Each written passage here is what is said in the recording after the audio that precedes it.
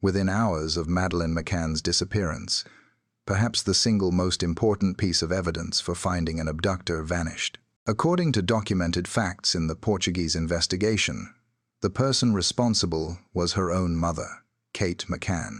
This isn't a theory. It's a detail buried deep in the official files, a fact so shocking and inconvenient that it's often treated as a mere footnote in the sprawling narrative of this case. But it wasn't a footnote. It was the epicenter, the act that defines everything that comes after. And in this video, we're going to put that moment under a microscope. We're going to dissect what was done, why it was done, and how this act of destruction became the key to a truth far darker than a simple abduction. But before we dive into the abyss, we need to return to the surface, to the story we all know. The story that was sold to the world as a picture postcard turned nightmare. Praia da Luz, Portugal, May 2007.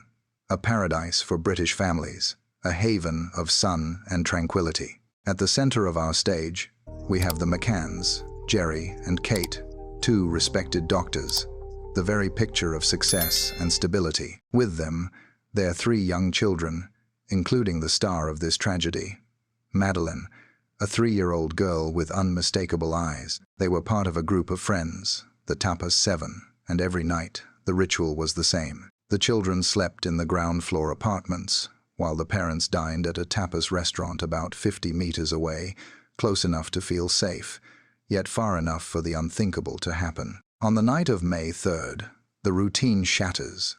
Around 10 p.m., Kate McCann goes to check on her children and finds the room empty. Madeleine's bed empty, the window open. What follows is the chaos the world watched live, a mother's scream echoing through the Portuguese night. They've taken her. The frantic search by parents and friends throughout the resort. The arrival of an unprepared local police force, treating what was a crime scene like a simple case of a lost child. The official narrative was written that very night. An abductor, a phantom, entered through the window and stole an innocent child from her bed, while her parents dined just meters away. It was a horror story, simple, direct, and terrifyingly effective, a story that mobilized the world, that plastered Madeleine's face on every corner of the planet, and that turned her parents into symbols of unimaginable pain.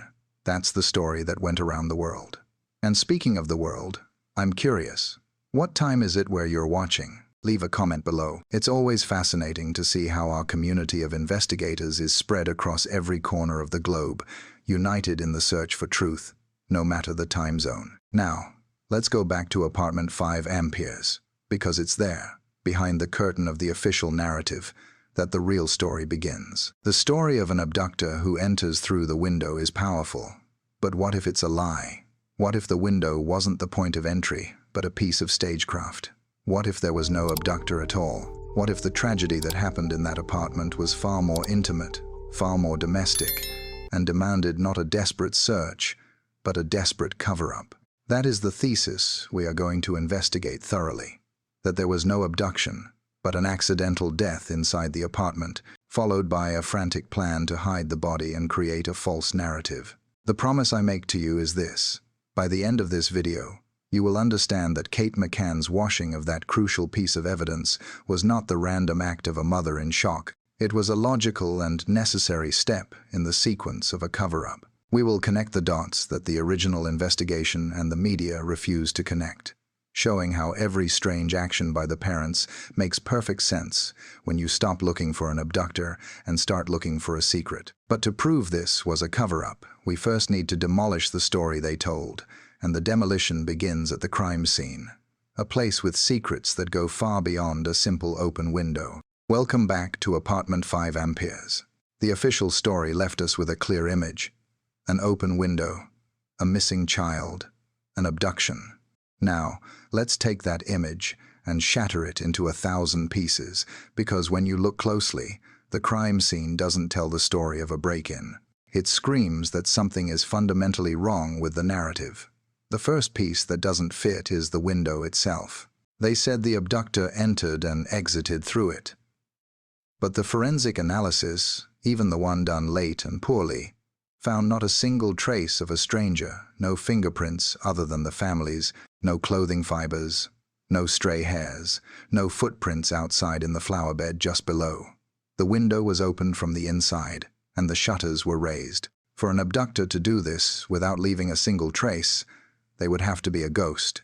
But the strangest detail, the one most people don't know, is that to open the window, you first had to open the metal shutters, which, according to Kate herself, were closed when she put the children to bed. The sound of those metal shutters opening is not subtle. It's a noise that would likely wake anyone in the room. They said the patio door at the back of the apartment was unlocked. Jerry McCann admitted he wasn't sure if he had locked it that night. This opens a door, literally, to a much simpler theory. No one needed to force their way in. Whoever left with Madeleine was likely already inside or had easy access. The open window narrative starts to look less like evidence and more like a distraction, a magic trick to make everyone look in the wrong place. And while the police and the world looked at the window, the crime scene was violated in an almost unbelievable way. In the following hours and days, dozens of people, friends, resort staff, neighbors, police officers, walked in and out of that apartment. They touched everything. They contaminated everything. It's as if someone took a book with the solution to a mystery and ripped out all the pages one by one. Any evidence an abductor might have left was drowned in a sea of other people's DNA. The crime scene wasn't just contaminated, it was methodically erased. And this cleanup leads us directly from the physical evidence to the theater of the witnesses. If the physical evidence is a swamp, the human evidence is a hall of mirrors. The statements from the Tapas 7, the group of friends dining with the McCanns, are filled with contradictions so glaring, it's hard to believe they were all on the same planet that night, let alone at the same dinner table. Let's start with the dinner contradiction. They claimed they performed regular checks on the children, but when the police asked each of them to detail the times, the house of cards collapsed. The timelines didn't match. People who claimed to have checked on the children at a certain time were contradicted by others who said they never left the table. The timeline they presented was a mess, a collective alibi so fragile it falls apart with the slightest pressure. Then we have the phantom sighting. One of the friends, Jane Tanner, claimed to have seen a man carrying a child in pajamas around 9:15 p.m. This became the main sighting of the abductor. For months, the police pursued this lead. But there's a big problem. Jerry McCann, Madeleine's father, admitted in his own diary that he crossed paths with Jane Tanner at that exact time in the same location while returning from one of his checks. He was talking to another man. The general description of a man carrying a child fits. The key witness herself may have unknowingly seen the girl's own father, creating the image of the abductor from a coincidence. The sighting that propped up the abduction theory for so long may be nothing more than an illusion. And finally, the irregular checks. Jerry McCann himself said he went to check on the children around 9:05 p.m. He entered the apartment, saw that the children's bedroom door was more open than he remembered leaving it, but thought nothing of it. He looked at the bed, saw his children were fine, and left. He didn't notice the open window, didn't notice the raised shutter, didn't notice his daughter was gone. Less than an hour later, Kate enters the same room, and panic sets in. Jerry's version of this check is one of the biggest black holes in the entire investigation. Either he was the most unobservant person in the world, or he's not telling the whole story. Their story simply doesn't add up. At this point, which element of the official story raises more questions for you? The testimony about the impossible window entry, or the tangled timeline of the dinner checks? Leave your investigator's opinion in the comments below. This community's theories often see what others ignore. While the humans were telling confusing stories, science was waiting silently to give its version. And when it arrived, it was devastating for the official narrative. Months later, the Portuguese police brought in two silent heroes from England, Eddie and Keela, two highly trained Springer Spaniels. One was trained to detect the scent of human remains, the other to detect traces of biological evidence, even if it had been cleaned up. What they found demolished the abduction theory. Inside apartment 5 Amperes, behind a sofa in the living room, the human remains detection dog gave a strong, unequivocal alert. It meant that at some point, the scent of the deceased had been in that spot. But an abductor wouldn't have brought about a tragic event there, only to carry the remains out later. It makes no sense. The biological evidence dog also alerted in the same apartment to traces that couldn't be seen with the naked eye. The dogs were then taken to inspect the McCann's belongings, and that's when the case was turned upside down. In the trunk of the Renault Scenic that the McCanns rented 25 days after Madeleine's disappearance, the human remains dog gave another very strong alert. The scent of the deceased was ingrained in the car. And then, the final blow. The dogs inspected Kate McCann's clothes, and there, on clothes she wore after the disappearance, the dog alerted again. To top it off, the dog also alerted on Madeleine's favorite toy, the cuddle cat, the very same stuffed animal that Kate made a point of washing right after the disappearance. Even after being washed, the dog detected the scent of the deceased. Science was screaming that evidence of her passing had been there. In the apartment, in the car rented weeks later, on the mother's clothes, on that toy. It's a truth that cannot be ignored. So, if the abduction story is a sham, what really happened that night? To answer that, we need to do what the police never did. Reconstruct the night of the crime based on evidence, not fiction. Science left a trail of breadcrumbs that points in a single direction. Now, let's follow that trail.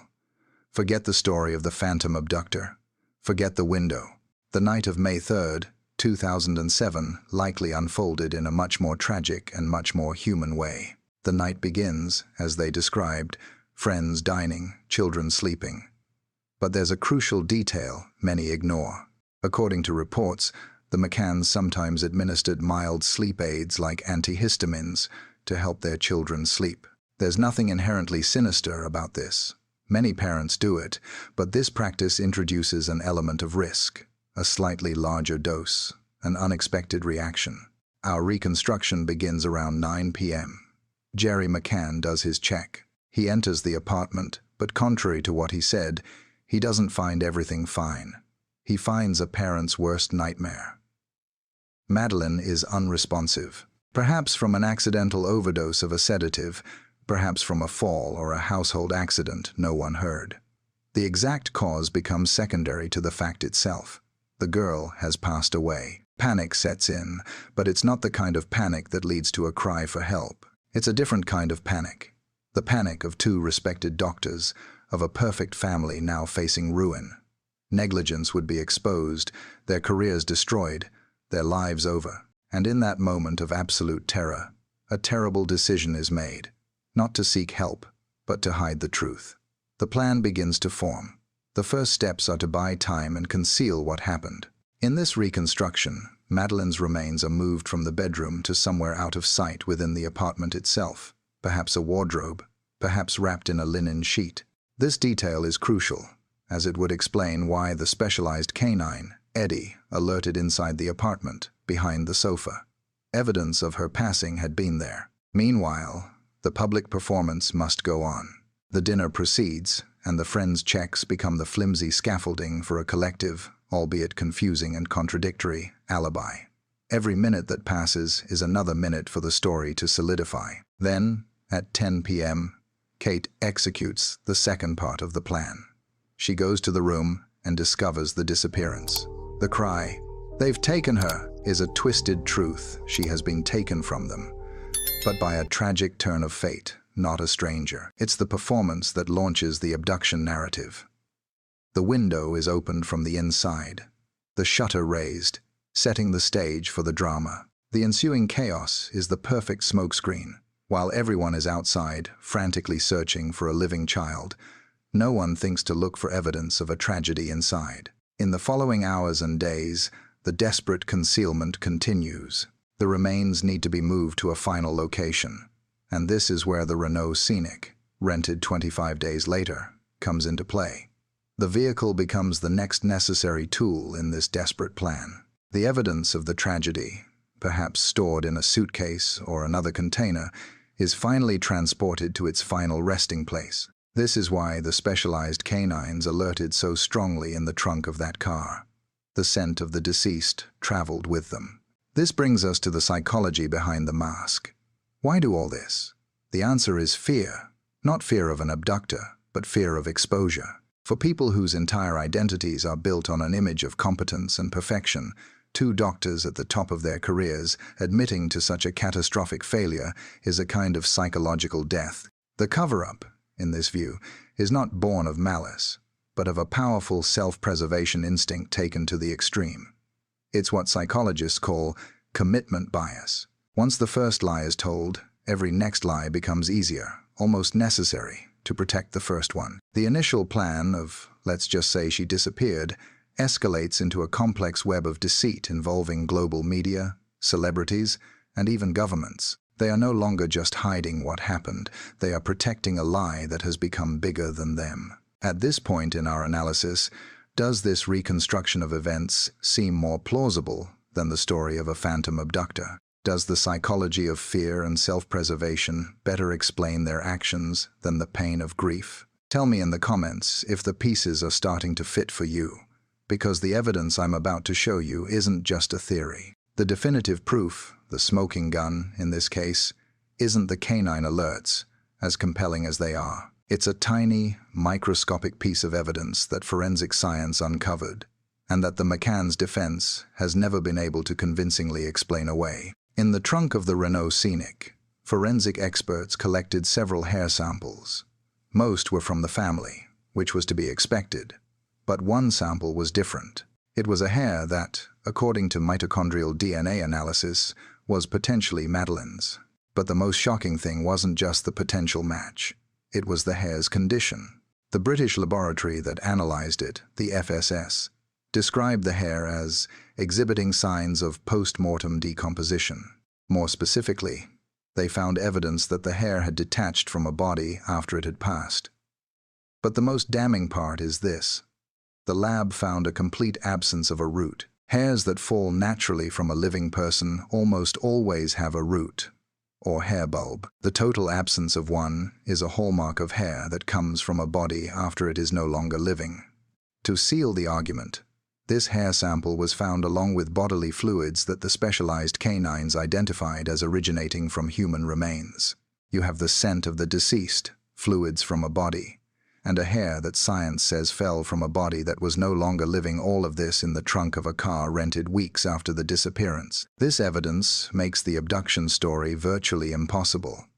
There is no logical way an abductor could place a hair from Madeleine's remains in the family's rental car weeks later. The only logical explanation is that Madeleine's remains were in that trunk. It's the piece that connects a tragic event in the apartment to the transport of the evidence. It's the physical proof that validates the entire reconstruction of events. With this proof on the table, the question changes. It's no longer what happened to Madeleine, but who helped hide the truth. The answer may involve a conspiracy much larger than just a panicked couple. It involves the power of an entire state.